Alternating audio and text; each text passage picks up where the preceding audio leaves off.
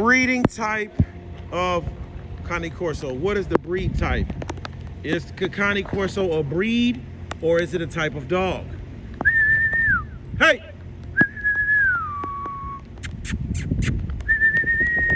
Milan! Come on!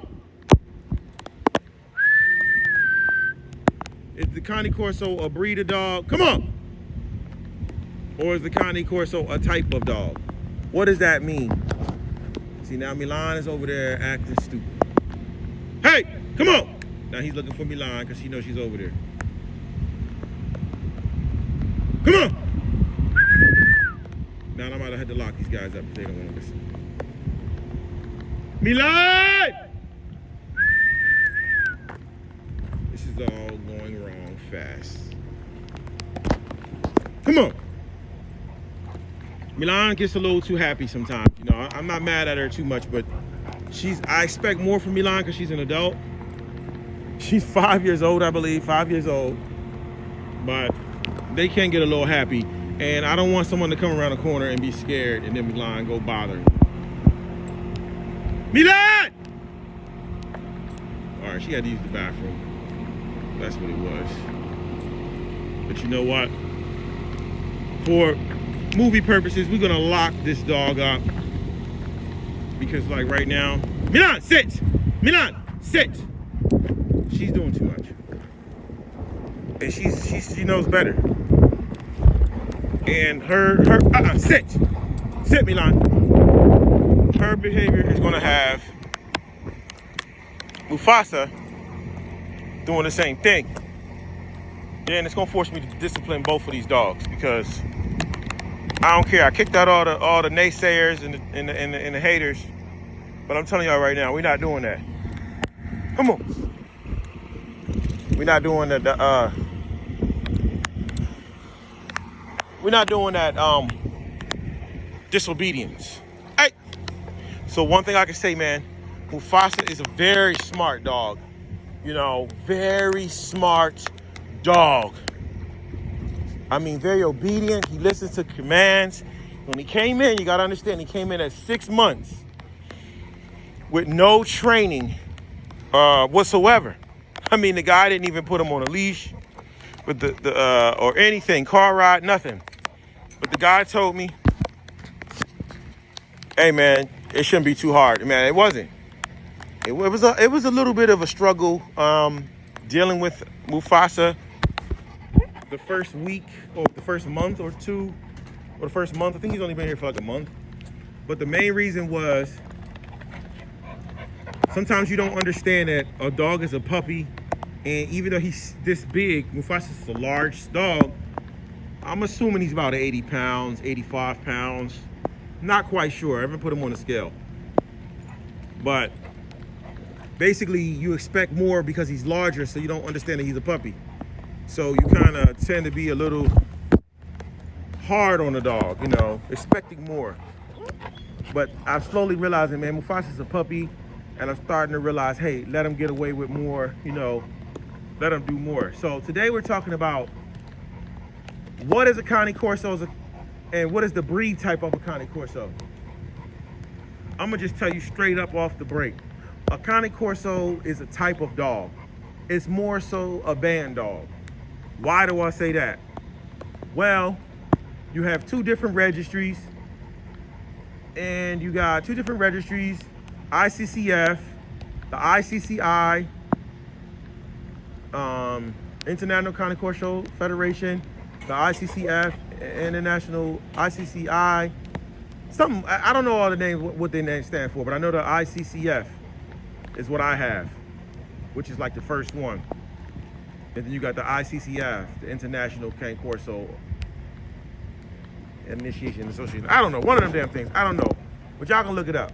But basically, if you look at Milan, you'll see that Milan has the beginning, the old school traditional, like European face. When they first brought the European dogs became popular. And what I mean by European, you had your American Cane Corsos, then you had your Europeans. Then if you look at Mufasa, you'll see that he has the longer face. And Mufasa has a scissor bite. Milan actually has an undershot bite. Mufasa has a scissor bite. If he'll let me show it. He got a nice set of chompers. That's one thing I can say about Mufasa. He was definitely bred to do the dang on thing. Maybe a show ring. But Milan has over 20 champions in her blood. That's the blue brindle dog. Milan has over 20 champions in her blood. But Milan is not a perfect dog. Mufasa is not a perfect dog. So let's get into a few things. First, when you purchase a Cane Corso, the first thing you want to worry about is temperament. The first thing you got to worry about is temperament, because any dog can end up having hip issues, joint issues, cancer, or some kind of disease. There's 1,000 diseases out there. Any dog can end up having one of those diseases. But if you got a bad temperament, that dog gonna come in there and do some serious damage and hurt somebody or something. So the temperament of the dog is the most important thing. It's safe to say that both of these dogs have stable. Put that down. Spit it out. He's eating. Spit it out. He's eating paper. Well, tissue, and only God knows what that is actually. Matter of fact, that's disgusting. I want to let him go, but Milan is just doing too much. Let me put him somewhere else. That's a disgusting spot. Let me use my brain. The most important thing is intelligence. Is this dog going to eat my family? Is this dog going to, do something wild and crazy? Like, this is a large breed dog, and it has, a little bit of an attitude with it. So, the most important thing when it comes to these Cane Corsos is the attitude, the personality of the dog. Now, what kind of personalities does these dogs have? Both of these dogs are protective dogs, but Milan's not going to bite you. He's not going to just bite you. You have to actually train these dogs to bite, or not train them to be social. So one thing is, if you don't train them to be friendly, or be around people, they may accidentally bite someone, not understanding what the right behavior is. If you do train them to bite someone, then they'll know to bite someone. So you can either not train them to be social or train them to bite if you want them to bite. Both of these dogs. Now with these dogs, I have not really socialized Mufasa yet, but the 2 or 3 interactions Mufasa has had,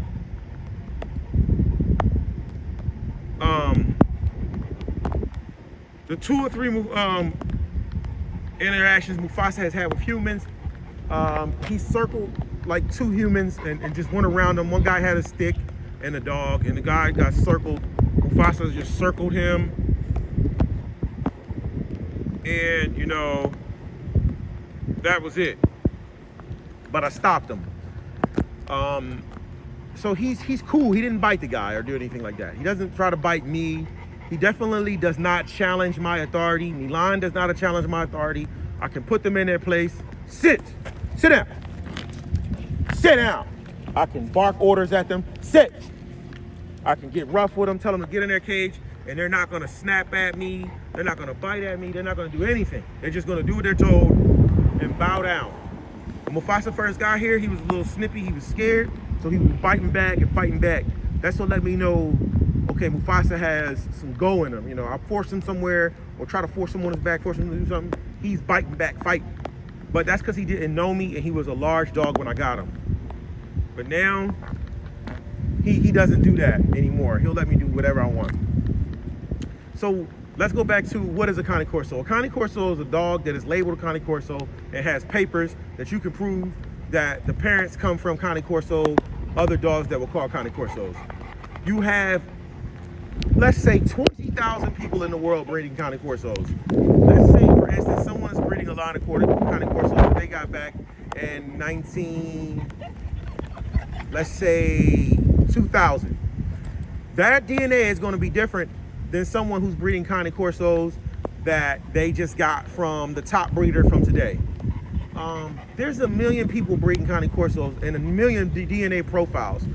when you go to the vet and get a DNA profile, they do have a DNA profile online that they can say, hey, oh, this dog is 100% Cane Corso, but the DNA they're using is show ring Cane Corsos. Hey, stop! The DNA that they're using are show ring Cane Corsos from like the AKC or from like 3 or 4 top kennels that are AKC certified dogs. Those AKC certified dogs are probably the most watered down dogs that exist, because you gotta have a little go with your Cane Corso, and AKC dogs don't have any go. Now my dogs are calm and natured and good to go and relaxed, but at the same time, Mufasa's not yet that trained and calm. If he sees another dog or someone he doesn't know, he's gonna go into protection mode. I gotta get that out of him, and there's no 100% sure way of knowing that that will go out of him. What I will do know is that when these dogs are between 0 and 1 years old, they will resort to protection mode. They will go into protection mode anytime they're scared, anytime they don't know someone, they're gonna go into protection mode. But you gotta break them out of it and socialize them. And then, like, I can release Milan at a dog park and she'll just go run. Now, if another dog bites her and she feels some pain, a fight's gonna break out. Milan is not gonna let another dog bite her. Mufasa at this point, he just feels as though any dog that comes around is a threat. I should be able to break him out of that, but we haven't made it to that point yet. He's not gonna go charging looking for any problems, but it's a lot of training that goes into, you know, having these dogs do what they do. Now back to, man, I don't know what I done pressed. I done pressed something to mess this video all up. So back to going to body style. They have a version of the Cane Corso that is very short with a lot of bone. It's very short and you got a lot of bone. You got dogs that look like Milan with the old school, what I say, middle face, like 3rd or 4th generation Cane Corso. And then you got this type of style of a face, which is more of a like a, I don't even know what you call this style, but it exists. And the dog should grow out of this. His dad was super wrinkly faced to the point where he looked like some kind of mastiff, like a bull mastiff. Stop, sit. This dog is very agile. Mufasa's very agile, very nimble. Very, you know, he's not faster than Milan yet. His muscles haven't developed, but I'm expecting him to develop over the next 4 years. If he ends up like his dad, he's gonna be like 160 pounds, 180 pounds. So let's try to stay on track, man. We're going all over the place, but I'm gonna give y'all some gems and some knowledge. So when you do a Cane Corso test on Cane Corso blood, unless you see some colors that you know for a fact are not in the standard, like there's some people with white Cane Corsos, there's some people with tri Cane Corsos, there's some people that have even got Merle Cane Corsos. Those dogs definitely, probably more than likely got something mixed into them. Is that good or is that bad? It all depends on the breeder. Because, why do I say that? We're gonna let these dogs get a little quick run. Why do I say it all depends on the breeder? Sit! Milan, sit! Sit! Milan has really been doing like a lot of extra stuff. Mufasa, sit! Mufasa! See? Now y'all wonder why I brought those shock collars out. Now he wants to go down there where Milan went at earlier. Milan, come on! Come on. Let's go. That's why, you know, I got the shock collars for all the people that don't like that.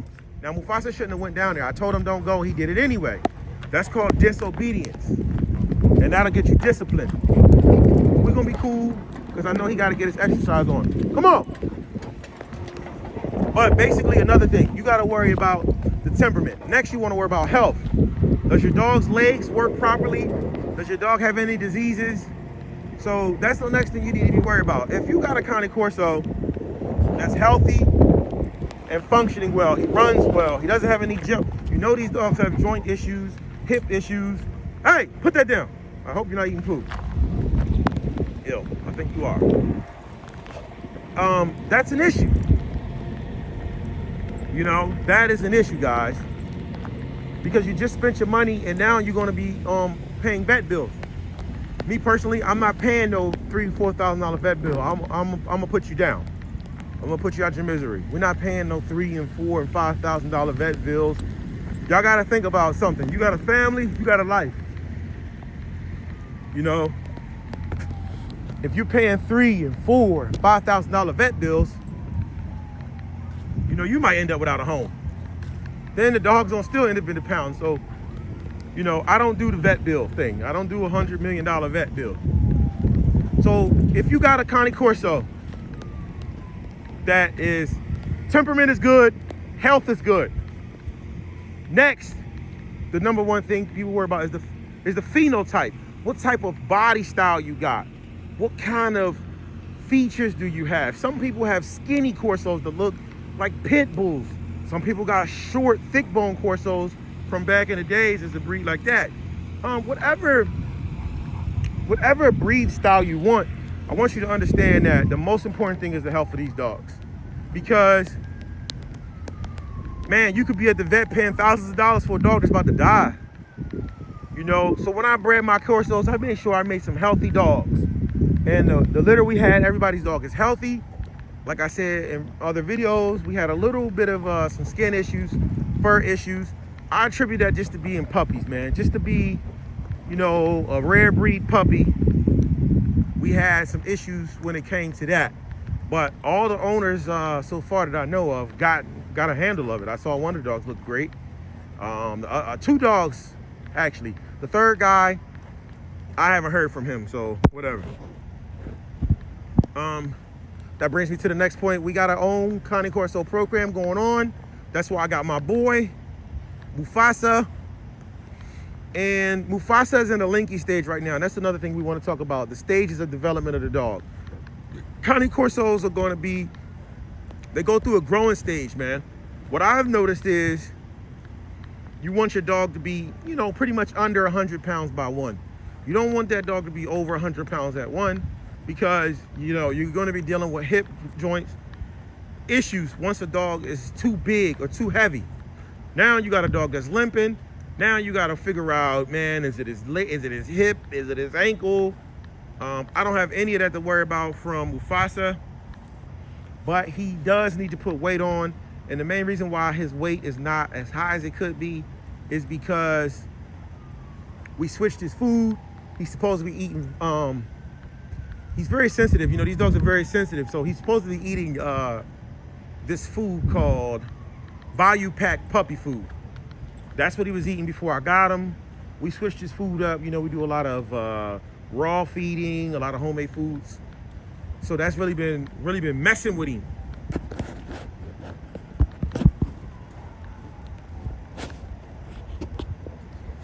Try to get some good footage for y'all. But even though there's 3, there's 4, there's 5, there's 10 different types. I've even seen a Cane Corso that look like a damn bull mastiff. You know, like I said, you're not buying the DNA. You're not buying a type of dog. You're buying what the breeder's producing. So you got to know what the breeder's producing in order to see what you get. I see a dude that I know for a fact, them dogs probably got some shit mixed in them, all kind of stuff, because they got different colors. They 200 pounds. You got white, you got cream, you got this, you got everything except for rainbow.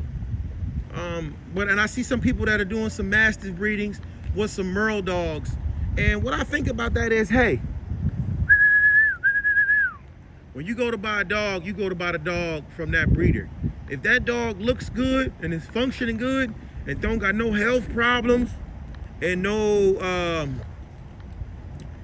health problems, no behavior issues, you know, I don't really care what color your Corso, or if you call it a Corso, if it's 100% Corso, if you want to debate what a Corso look like, if the DNA is this or that, or the dog is supposed to be 32 inches tall, your dog too tall, your dog too big, your dog too small. If the dog has a healthy temperament and the dog has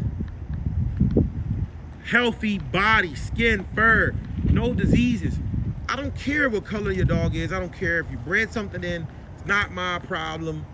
Over here, we're not doing that. But we do have dogs that we produce out there. Whatever DNA profile they do or don't have, I don't care. They're our kind of Corsos. They got the size. One of the boys is already 109 pounds. I don't think he's really tall dog, but as you can see, you got a really tall dog right here. So, I mean, we got a tall dog. So, you know, we got the dog with the bone.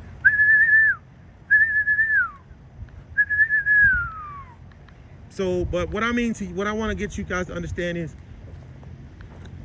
there are some dogs that are going to come back 100% Cane Corso. There are some dogs that's going to come back half Rottweiler, half Mastiff, Pit Bull, Great Dane. It's so many things that could probably be in the DNA of these dogs. Is it bad? No. It's not bad, because as long as the dog is healthy, as long as the dog has a stable temperament, is the most important thing. That's the last thing you should be worrying about is, what did the DNA test say? You are the father. Nobody cares. But some people do care. But if you do care about stuff like that, then find out who got the 100% Cane Corso DNA. Give them 6 to 10 G's for the dog. Then when the dog gets sick and you got a $10,000, $20,000 vet bill, go pay that. And I'm gonna sit back and my dog's gonna be running in the field. Because anything that's coming back 100% anything is gonna have some issues. Because that means they done took a dog and inbred that dog. I mean, they done inbred that dog so many damn times that it doesn't even make any sense. All dogs need maintenance. And all breeds of dogs need maintenance. Look what they did to the German Shepherd. When the last time you seen a healthy German Shepherd? You see? That's the problem. You do too much to a dog breed, you mess it up. You know, they messed up the German Shepherd. What they need to do with German Shepherd is breed a healthy dog breed in it. The only dog breed that I know that's the most healthy is the Pit Bull. So you get you some nice Pit Bulls. You know, you introduce that back into the German Shepherd, and then you breed only the dogs that look like the German Shepherd and make the German Shepherd a healthy dog again. I mean, that's my go-to, in my personal opinion, is you always go to that Pit Bull, because those are like the most healthiest dogs out, you know, because there's so many of them. And I could be wrong about that, but what I know about these Mastiffs, Rottweilers, and all these other breeds of dogs, they just too inbred. And when they need these dogs to perform tasks, they put it in that Pit Bull every time. Because why? The Pit Bull has every breed bred into it. Every breed bred into it. That's totally off subject, but even with the Cane Corsos, you know, they started off with about a couple of dogs. Then they started off with a litter of dogs. And then you had people coming out the cut with 50, 60 different people coming out the cut with their own recipe for the Corso. Come here, Milan. You still got people to this day putting their own recipe on the Corso. And this is what I'll say. When you buy a Corso, when you buy a Pit Bull, you're buying a breed of dog, but you're buying the person. You're buying a guy. You're believing in a person, and you're buying the dog from that person.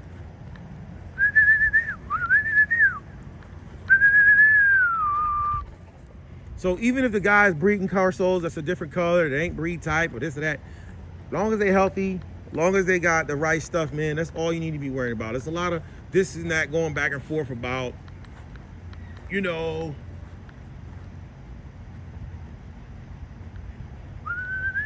it's a lot of stuff going back and forth about, like, come here,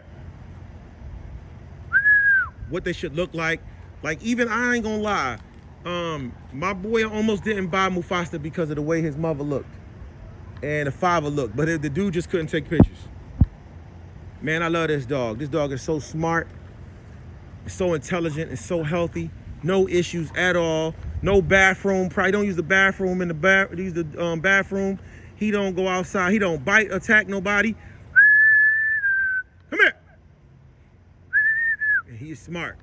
So like I say, man, if you want that 100% DNA Corso, find the person with the 100% DNA.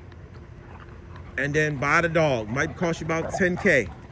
Then when that dog catch cancer or the hips give out, then you'll know, hey, cough up another 10K.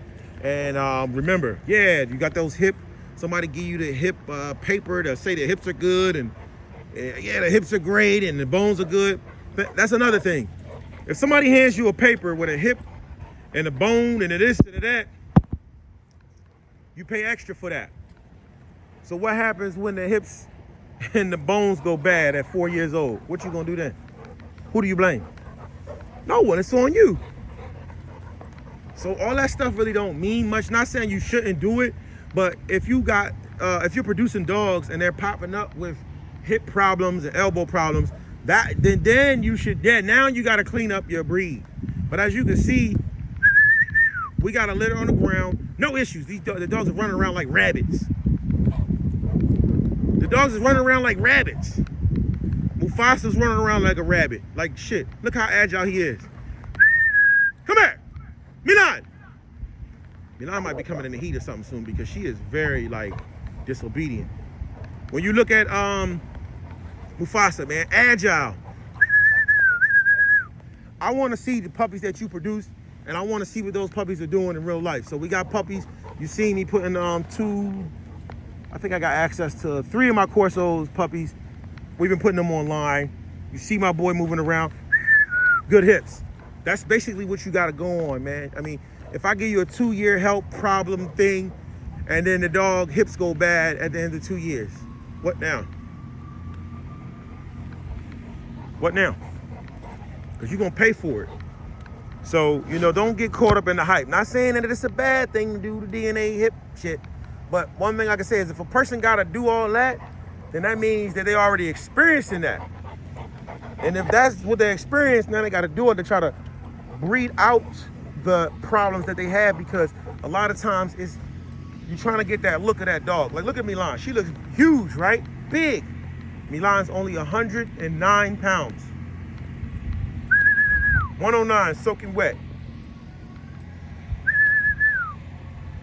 So the Cane Corso is a type of dog. It's not a breed yet, and it'll never be a breed. Most of these dogs you out here is the types of dogs. There's really, so much going on in every kennel. Every kennel got their own recipe. Some people are adding all kind of stuff to their dogs. Out of that! The reason why they add it is because y'all buying it. Y'all want it, so they add it. You know what I mean? Y'all want a dog that's 200 pounds. Well, in order to make a Cane Corso 200 pounds, you need to find another dog that got a 200-pound dog to put in the breed. So y'all buy it. But you got many types, man. As long as your dog is healthy, that's what you need to be focusing on when you got in the Cane Corso. We got Cane Corso puppies coming this year. 2025, we got Cane Corso puppies coming. As you can see, we ain't got no health issues over here. If a dog pop up with a health issue, it'll be the first time we ever heard about it.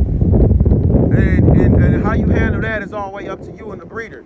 Hey man, my dog this or that. All right, well look, I'll give you another pup, but you're gonna have to pay a pot to pot. Something happened to your pup, some kind of illness, disease. Maybe you tell the owner, look man, I'll give you 500, man. Give me 500, give me another dog. What people don't understand about diseases in dogs, a dog have 8 puppies. A dog over his lifetime can have, let's say, 100 puppies. Out of those 100 puppies, 10 of them puppies is gonna have some kind of problem. The more, 10 of those puppies are gonna have a problem. Maybe 20. You get me? You have 100, out of 100, everybody ain't gonna be healthy. I can DNA test to the moon and the cows come home. That DNA test ain't gonna stop it. What you go by is you track the dog. This guy that I got Mufasa from, I know the backstory on his dogs. I've seen how the dogs live. We've been breeding the same dogs for 8 years. Milan, I know the backstory on her. And I know where she came from, Ohio. She's 5 years old. Most Corsos don't live to be 5 years old and still move and groove. Corso lived about eight years. You hear me? It's a big rare breed dog. They don't live that long. But by me adding a lot more meat to her diet, she'll probably live 10, 11 years, maybe 8 or 9 years. I don't know. But Corsos don't live 16 years. Corsos live about 9 years. 8 or 9 years. She's already 5. So technically she got about 3 years left if we're going by that standard. Still moving and grooving. You know, but I'm not against DNA testing. I'm not against hip testing. Come here. Hey. I just do things my way. Hey. Because this is the thing, at the end of the day. Hey, come here. If I do all these testing and then something happened with the dog, what am I gonna say then? Now what do you say? Now where does that leave us? Man, you got a dog, it's 3 years old, now they got a hip problem. Now where we at? You mean your contract done ran out, you know, and you worry about the health of the dog. Don't go out buying a dog based on looks alone, man. Figure out if that dog can run. You see my dogs running and moving.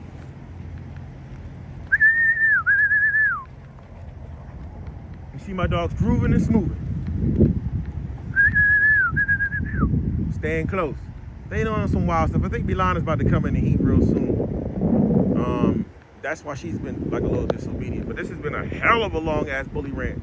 But I'm no expert, but I can get real deep on this kind of Corso stuff because I study it. And I study it, but I don't believe that there any purity, the old school blood. I don't care about none of that because at the end of the day, the customer just want a dog that's 200 pounds and looking good.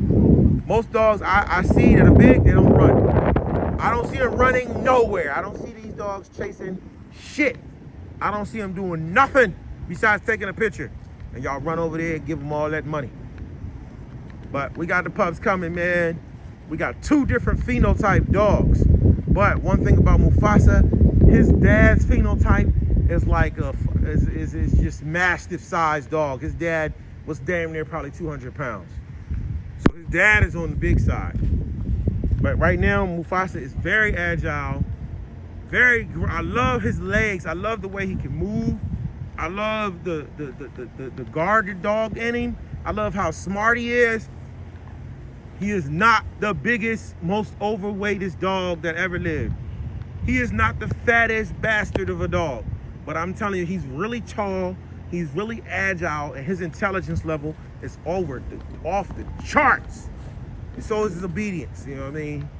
His obedience. I mean, you couldn't ask for a smarter dog. You know, you couldn't ask for a more agile. When these big dogs, man, dogs over, you know, just bully dogs, man, it's hard to get them with good, solid legs, a good foundation. That's what you need to start on, man. Dogs with good foundation legs. Mufasa! Come here, boy.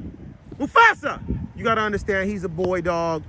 He's a bully breed, so he's going to do his thing. You know, every now and then he's going to wander off. But that's what that shock collar for. Plus, he see me running my mouth.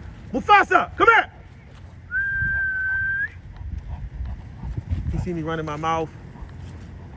So he wants to do his own thing. But this has been one long-ass video. In a nutshell, these dogs are ICCF papers. So they got that paperwork. It's ICCF. We're gonna do the generational thing. We did the generational thing with Milan. We gotta do Mufasa's next. I haven't seen what he got in him, but I love the way this guy's moving. And when you got a healthy dog, come here, boy. When you got a smart dog, man, you gotta be appreciative for that. Because a lot of these dogs has got serious behavior issues. And he don't got no allergy issues either. I ain't seen him scratch. I never see this guy scratch. He was raised on kibble. So you know when you got a dog coming from a kennel that's raised on kibble, and also we got him at like damn near 6 months, 5 months. So you know he's not allergic to nothing. This has been a Connie Corso rant, signing out.